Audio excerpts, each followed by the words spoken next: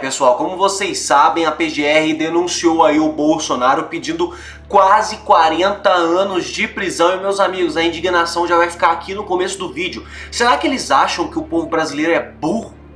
Será que eles acham que a gente é trouxa? Porque a gente sabe que não teve golpe de Estado.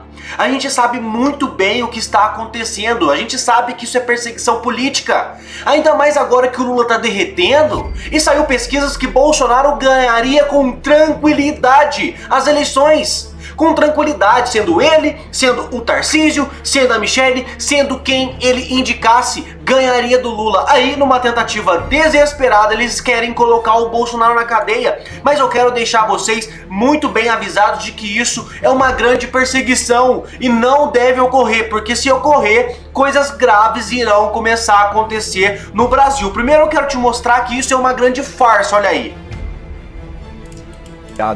A gente tem, inclusive é importante pontuar, um procurador-geral da República escolhido fora da lista tríplice, cuja indicação pelo presidente Lula foi alvo de denúncia da Transparência Internacional no seu relatório anual sobre a corrupção no Brasil, como um exemplo do judiciário de coalizão, ou seja, o aparelhamento da justiça para favorecimento ao governo de turno.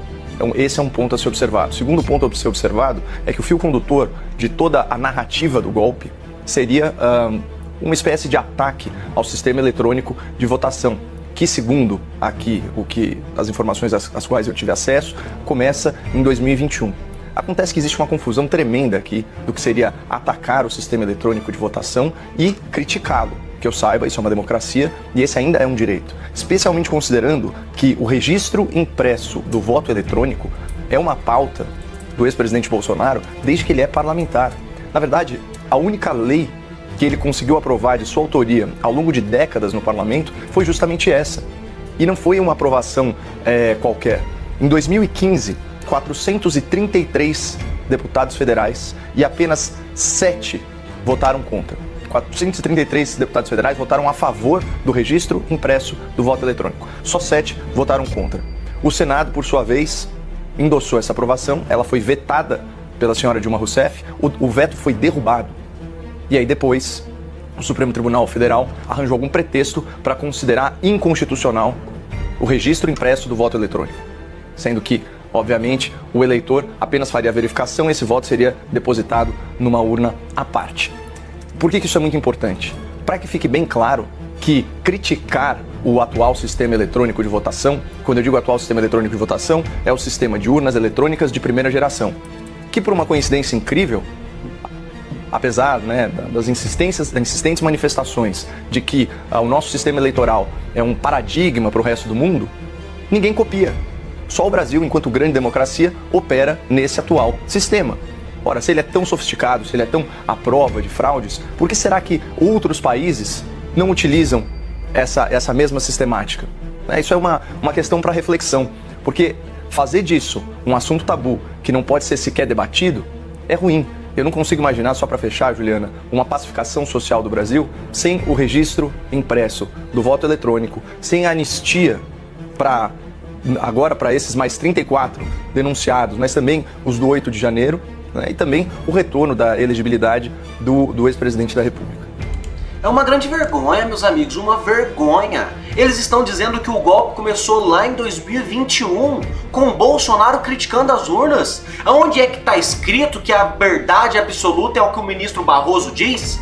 A gente acredita nos senhores, a gente tá bom, é inviolável, é intocável, mas a gente quer voto impresso, a gente quer voto impresso. O Congresso aprovou, o Senado endossou, mas aí a Dilma derrubou, o Congresso foi lá, derrubou o veto, aprovou, o Senado aprovou, aí chega o STF, 11 ministros que não ganharam nenhum voto, dizem assim, não, voto impresso é inconstitucional. Aí quem fala dele, quem critica ele está dando um golpe de Estado? Isso é uma grande vergonha, meus amigos. Eles acham que o povo brasileiro é trouxa e vai cair nesse papinho de golpe de Estado. Isso parece uma peça de ficção, olha aí. Não, é assim, os nomes todos, denunciados, integraram de maneira livre, consciente e voluntária uma organização criminosa constituída desde pelo menos o dia 29 de junho de 2021 e operando até o 8 de janeiro de 2023 com emprego de armas. Essa organização utilizou violência e grave ameaça com o objetivo de impedir o regular funcionamento dos poderes da República e depor um governo legitimamente eleito. Olha, é muita vagabundagem, viu? São todos eles cúmplices e vagabundos, todos, do PGR até esse pessoal da Globo, até, obviamente, os cúmplices do STF. Isso é uma peça de ficção ridícula, produzida para criar uma narrativa patética que ninguém acredita, mas eles estão com o poder na mão, né? É patético mesmo. Esse é o problema que o Rodrigo Constantino disse. Eles criaram uma narrativa, usaram a criatividade como o Moraes pedia lá para os seus assessores. Eles acham que o povo vai cair nessa. O povo não vai cair nessa, mas eles têm sim o poder de prender o Bolsonaro porque eles estão lá, a facção está montada. Mas a verdade é que é impossível engolir essa narrativa. Simples assim. O cara ia fazer um golpe, ele falou, vou fazer um golpe, vamos fazer o seguinte, eu vou deixar de ser presidente, aí quando eu deixar de ser presidente, quando eu não comandar mais as Forças Armadas, não ter acesso à polícia nem nada, a gente vai lá para fazer um golpe, mas a gente vai melhorar. Antes de a gente dar um golpe, eu ainda vou antecipadamente nomear os comandantes de força que o meu, né, o cara que vai sofrer o golpe, o Lula, vai decidir. Aí bota lá o chefe do exército, o 01 da Marinha, da Aeronáutica, tal, beleza. Para melhorar ainda, para encorajar a rapaziada a dar um golpe, eu vou fazer o seguinte, eu vou para os Estados Unidos, tá ok? Aí você vai para os Estados Unidos pra galera ficar animada lá pra ir pra rua. Aí quando o golpe ainda estiver em execução, ainda vou twittar lá da Disneylândia, vou falar assim, voltem para suas casas, não façam isso, tal, sou contra. Pelo amor de Deus, eu não sei nem por onde começar. Não dá pra engolir essa narrativa, pessoal. Não dá pra engolir essa narrativa simples assim. O intuito desse vídeo é mostrar todos os erros que eles estão cometendo para denunciar o Bolsonaro. Veio lá desde lá de trás, negócio de baleia, aí foram falar das joias que ele ganhou. Um presidente que ganha um presente e fala que vai vender, ele teve que devolver as joias ainda. Teve que devolver as joias porque era corrupção, não sei o que. O Lula ficou com containers de joias pra ele e nada aconteceu. Então essa narrativa não dá pra acreditar. Nenhum brasileiro deveria dar assim moral pra essa denúncia e não deveria deixar o STF pautar isso. Deveria ter mobilização populacional agora no Brasil pra que não deixem. Até o próprio ministro do Lula fala que não teve golpe, olha aí. Porque em todos os golpes que você vê na história, vão as Forças Armadas na frente e o povo vem apoiando atrás. O que foi que aconteceu em 8 de janeiro? Uma absoluta baderna, não é? Patrocinada por alguns irresponsáveis, não havia uma liderança, não havia uma palavra de ordem, era como se agências de turismo tivessem convocados, desavisados, para irem a Brasília, para fazer aquele quebra-quebra. Não havia um líder, não há um responsável. Você repara esse que foi condenado agora a 17 anos, o perfil dele, quem é aquele cidadão? Esses outros que estão na fila, quem são eles? São figuras que quiseram ir a Brasília. Eu tive assisti alguns deles lá naquela noite, eram pessoas sem a menor expressão, me desculpem. Lá haviam senhoras, haviam pessoas jovens, as senhoras que queriam visitar o Planalto foram lá fazer quebra-quebra como se pudesse mudar o resultado das eleições. Agora, não se viu uma nota de nenhum comando militar, uma nota de um general, uma nota de ninguém da reserva. A postura das Forças Armadas foi uma postura absolutamente responsável. Absolutamente responsável. Um golpe sem arma, golpe de Estado. Organização criminosa.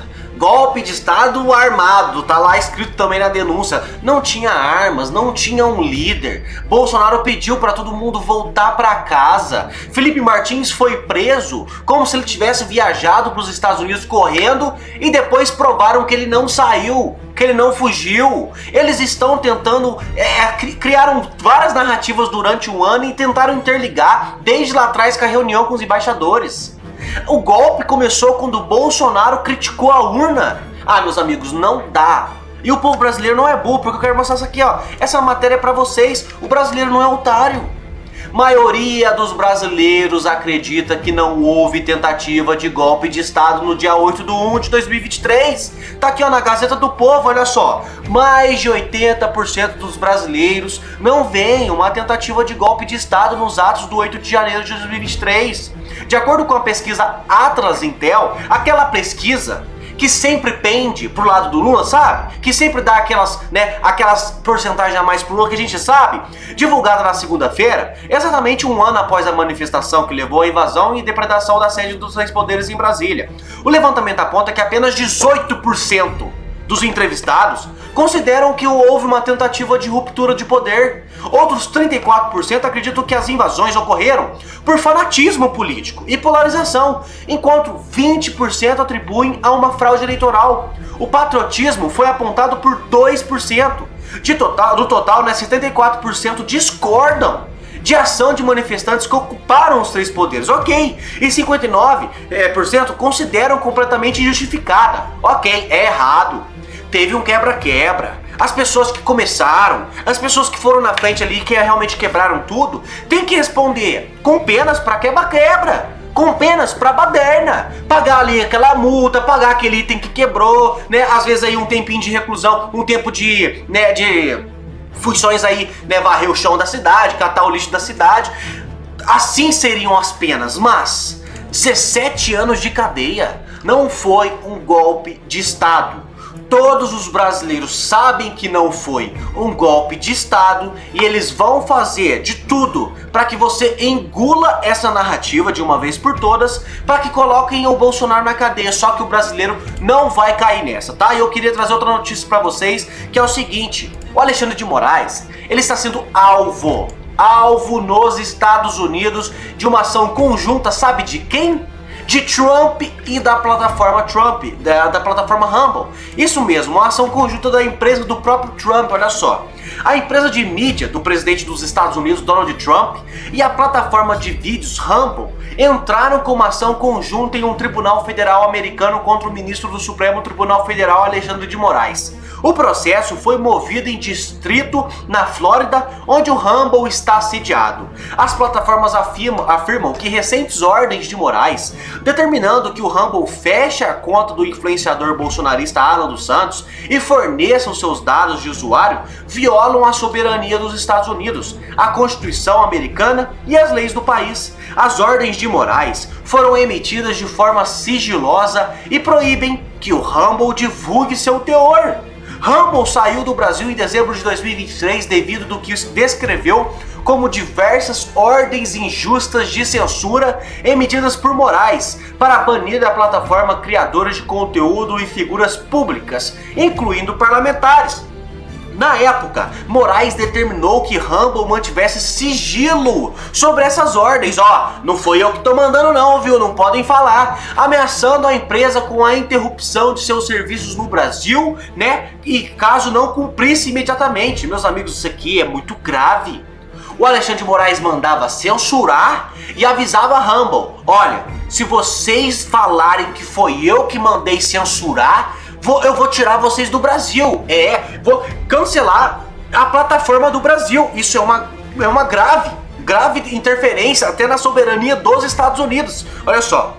A decisão da plataforma de sair do país se deu para evitar a imposição de multas pela justiça brasileira. Num contexto semelhante, Moraes ordenou em agosto passado, a suspensão da Rede X, o ex-Twitter, no Brasil por não cumprir determinações de remoção de perfis e postagens. Este jornalista obteve e publicou uma dessas ordens sigilosas em janeiro de 2023. O documento, endereçado a múltiplas plataformas, concedida um prazo de apenas 2 horas para o cumprimento das exigências, sob pena de multas diárias substanciais. Diante dessa pressão, o Rumble optou por encerrar suas operações no Brasil. Então a pressão para a censura foi tão grande do ministro Alexandre de Moraes que eles não tiveram uma escolha a não ser abandonar o país.